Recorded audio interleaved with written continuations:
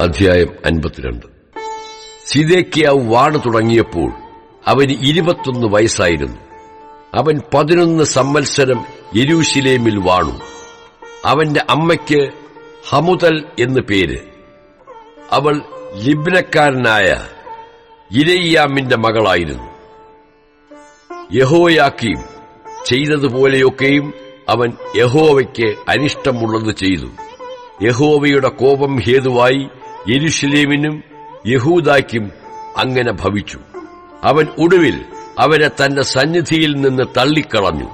എന്നാൽ സിദെക്കീയാവ് ബാബേൽ രാജാവിനോട് മത്സരിച്ചു. അവന്റെ വാഴ്ചയുടെ 9-ാം ആണ്ടിൽ 10-ാം മാസം 10-ാം തീയതി ബാബേൽ രാജാവായ നെബൂഖദ്നേസർ തന്റെ സർവ്വസൈന്യവുമായി യെരൂശലേമിന്റെ നേരെ വന്നു. പാളയമിറങ്ങി അതിനെതിരെ ചുറ്റും കൊത്തളങ്ങൾ പണിതു. അങ്ങനെ സിദെക്കീയാ രാജാവിന്റെ 11-ാം ആണ്ടുവരെ നഗരം നിരോധിക്കപ്പെട്ടിരുന്നു. 4-ാം മാസം 9-ാം തീയതി ക്ഷാമം നഗരത്തിൽ കലശലായി. ദേശത്തെ ജനത്തിന് ആഹാരമില്ലാതെ ഭവിച്ചു. അപ്പോൾ നഗരത്തിന്റെ മതിൽ ഒരിടം പൊളിച്ചു തുറന്നു. കൽദയർ നഗരം വളഞ്ഞിരിക്കെ പടയാളികളൊക്കെയും രാത്രി സമയത്ത് രാജാവിന്റെ തോട്ടത്തിനരികെ 2 മതിലുകളുടെ മധ്യേയുള്ള പടിവാതിൽക്കൽ കൂടി നഗരം വിട്ട് പുറപ്പെട്ട് യെരിഹോ സമഭൂമിയിൽ വെച്ച് സിദെക്കീയാവോട് എത്തി. അവന്റെ സൈന്യമൊക്കെയും അവനെ വിട്ട് ചിതറിപ്പോയി. അവർ രാജാവിനെ പിടിച്ചു ഹമാത്ത് ദേശത്തിലെ രിബ്ലായിത്ത് ബാബേൽ രാജാവിന്റെ അടുക്കൽ കൊണ്ടുചെന്നു. അവൻ അവന് വിധി കൽപ്പിച്ചു. ബാബേൽ രാജാവ് സിദെക്കീയാവിന്റെ പുത്രന്മാരെ അവൻ കാൺകെ കൊന്നു. യഹൂദ പ്രഭുക്കന്മാരൊക്കെയും അവൻ റിബ്ലായിൽ വെച്ച് കൊന്നുകളഞ്ഞു. പിന്നെ അവൻ സിദെക്കീയാവിന്റെ കണ്ണു പൊട്ടിച്ചു. ബാബേൽ രാജാവ് അവനെ ചങ്ങല കൊണ്ട് ബന്ധിച്ച് ബാബേലിലേക്ക് കൊണ്ടുചെന്ന് ജീവപര്യന്തം കാരാഗൃഹത്തിലാക്കി. 5-ാം മാസം 10-ാം തീയതി ബാബേൽ രാജാവായ നെബൂഖദ്നേസറിന്റെ 19-ാം ആണ്ടിൽ തന്നെ ബാബേൽ രാജാവിന്റെ തിരുമുമ്പിൽ നിൽക്കുന്നവനും അകമ്പടി നായകനുമായ നെബൂസർ അദാൻ യെരൂശലേമിലേക്ക് വന്നു. അവൻ യഹോവയുടെ ആലയവും രാജധാനിയും ചുട്ടു. യെരൂശലേമിലെ എല്ലാ വീടുകളും പ്രധാന ഭവനങ്ങളൊക്കെയും തീവെച്ച് ചുട്ടുകളഞ്ഞു. അകമ്പടി നായകനോട് കൂടെ ഉണ്ടായിരുന്ന കൽദയ സൈന്യമൊക്കെയും യെരൂശലേമിന്റെ ചുറ്റുമുള്ള മതിലുകളെല്ലാം ഇടിച്ചുകളഞ്ഞു. ജനത്തിൽ എളിയവരായ ചിലരെയും നഗരത്തിൽ ശേഷിച്ചിരുന്ന ജനശിഷ്ടത്തെയും ബാബേൽ രാജാവിനെ ചെന്ന് ശരണം പ്രാപിച്ചവരെയും പുരുഷാരത്തിൽ ശേഷിച്ചവരെയും അകമ്പടി നായകനായ നെബൂസർ അദാൻ ബദ്ധരാക്കി കൊണ്ടുപോയി. എന്നാൽ അകമ്പടി നായകനായ നെബൂസർ അദാൻ ദേശത്തെ എളിയവരിൽ ചിലരെ മുന്തിരിത്തോട്ടക്കാരായും കൃഷിക്കാരായും വിട്ടേച്ചുപോയി. യഹോവയുടെ ആലയത്തിലെ താമ്രസ്തംഭങ്ങളും പീഠങ്ങളും യഹോവയുടെ ആലയത്തിലെ താമ്രം കൊണ്ടുള്ള കടലും കൽദയർ ഉടച്ച് താമ്രമൊക്കെയും ബാബേലിലേക്ക് കൊണ്ടുപോയി. കലങ്ങളും ചട്ടുകങ്ങളും കത്രികകളും കിണ്ണങ്ങളും തവികളും ശുശ്രൂഷയ്ക്കുള്ള സകല താമ്രോപകരണങ്ങളും അവർ എടുത്തുകൊണ്ടുപോയി.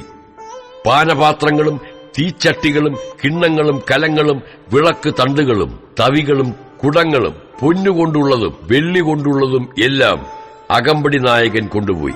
ശലോമോൻ രാജാവ് യഹോവയുടെ ആലയം വകയ്ക്ക് ഉണ്ടാക്കിയ 2 സ്തംഭവും 1 കടലും പീഠങ്ങളുടെ കീഴേ ഉണ്ടായിരുന്ന 12 താമ്രക്കാളയും തന്നെ.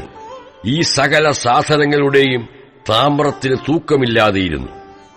സ്തംഭങ്ങളോ ഓരോന്ന് 18 മുഴം ഉയരവും 12 മുഴം ചുറ്റളവും 4 വിരൽ ഘനവും ഉള്ളതായിരുന്നു.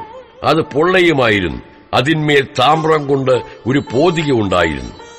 പോതികയുടെ ഉയരം 5 മുഴം. പോതികമേൽ ചുറ്റും വലപ്പണിയും മാതളപ്പഴവുമുണ്ടായിരുന്നു. സകലവും താമ്രം കൊണ്ടായിരുന്നു.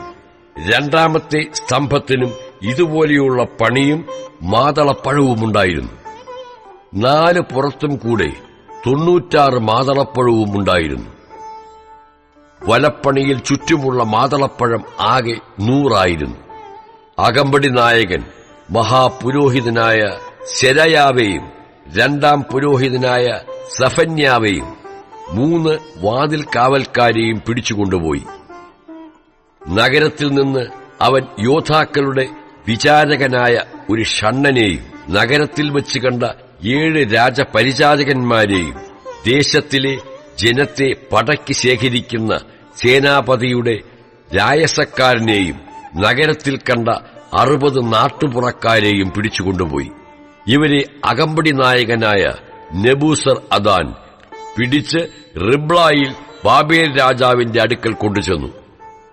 ബാബേൽ രാജാവ് ഹമാത്ത് ദേശത്തിലെ റിബ്ലായിൽ വച്ച് അവരെ വെട്ടിക്കൊന്നു. ഇങ്ങനെ യഹൂദാ സ്വദേശം വിട്ട് പ്രവാസത്തിലേക്ക് പോകേണ്ടി വന്നു. നെബൂഖദ്നേസർ പ്രവാസത്തിലേക്ക് കൊണ്ടുപോയ ജനം 7-ാം ആണ്ടിൽ 3023 യഹൂദന്മാർ. നെബൂഖദ്നേസറിന്റെ 18-ാം ആണ്ടിൽ അവൻ യെരൂശലേമിൽ നിന്നും പ്രവാസത്തിലേക്ക് കൊണ്ടുപോയ 832 പേര്. നെബൂഖദ്നേസറിന്റെ 23-ാം ആണ്ടിൽ അകമ്പടി നായകനായ നെബൂസർ അദാൻ പ്രവാസത്തിലേക്ക് കൊണ്ടുപോയ യഹൂദന്മാർ 745 പേർ.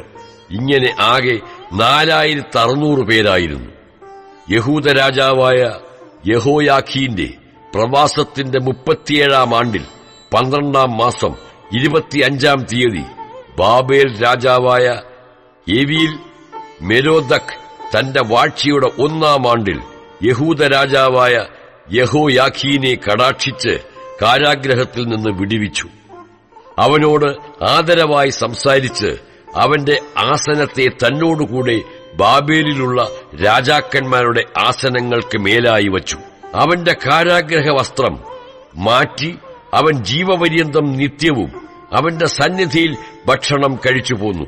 അവന്റെ അഹോവൃത്തിയോ ബാബേൽ രാജാവ് അവന്റെ മരണ ദിവസം വരെ അവന്റെ ജീവകാലമൊക്കെയും നിത്യവൃത്തിക്ക് ദിവസം പ്രതിയുള്ള ഓഹരി കൊടുത്തുപോന്നു.